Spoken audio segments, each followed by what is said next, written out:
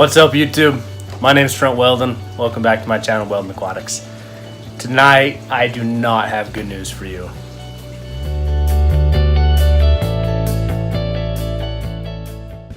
So I gotta start off this video by first saying that there's gonna be a couple of videos that are gonna be released here in the next week or two, talking about a new tank build.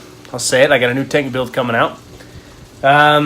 Unfortunately, the fish that I wanted to keep in that tank, well, I lost them tonight.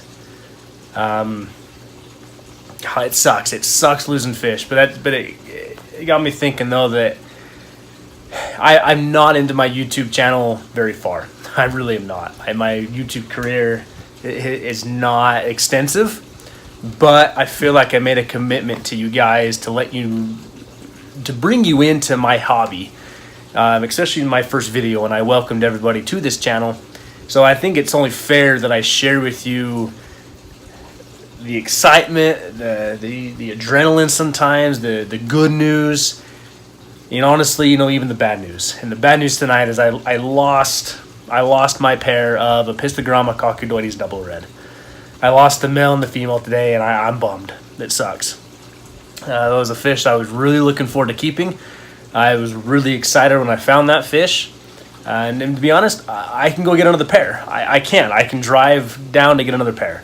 I've already talked to the breeder. I've already confirmed that he has another pair.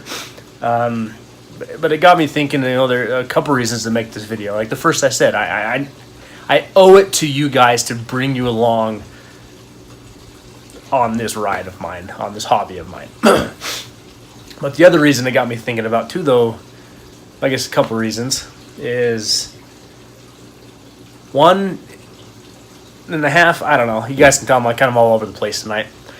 Another reason why I feel like I needed to make this video is it brings out a good point of we often will blame the breeder or the fish store for our fish dying.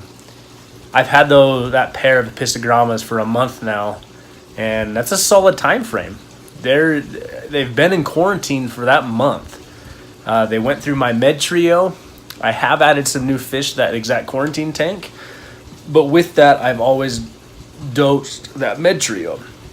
So if any new fish brought in any disease, the med should help that. But even then, when I looked at the fish, I couldn't see anything visible as to why they would have died suddenly.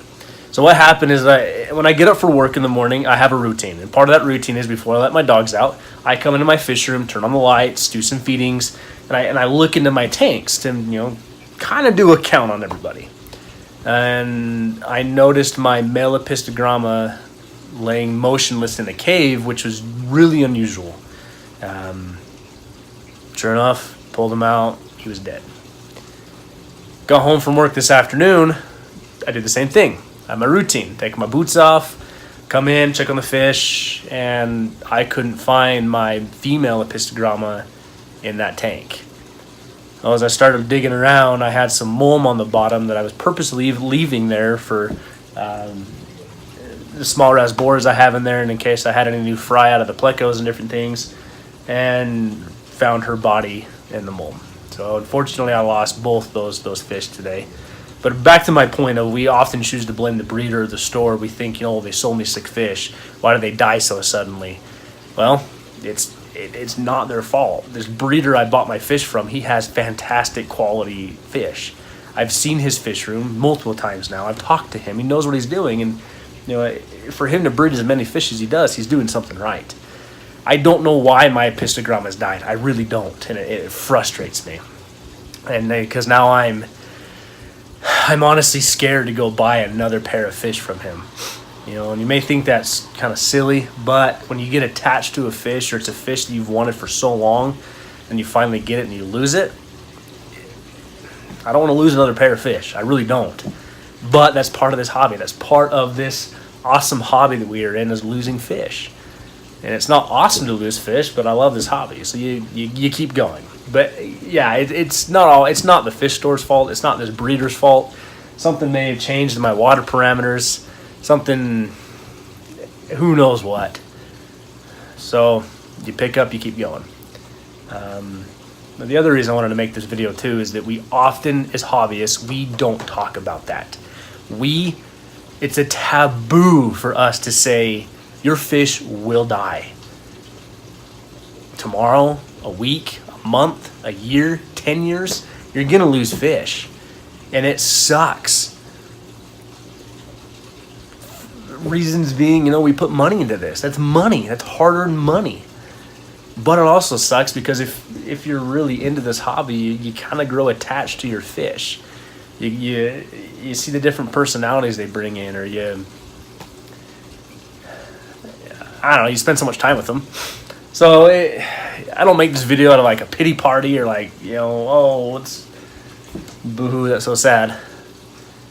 I make this video to share some insight that oftentimes we lose fish because of something we did. My husbandry may not have been spot on for what those epistogrammas needed. I make this video and share this video to inspire. You lose fish, keep going. It's so easy to lose a fish, then it's be like, I am done with this hobby, break your tanks down, and be done.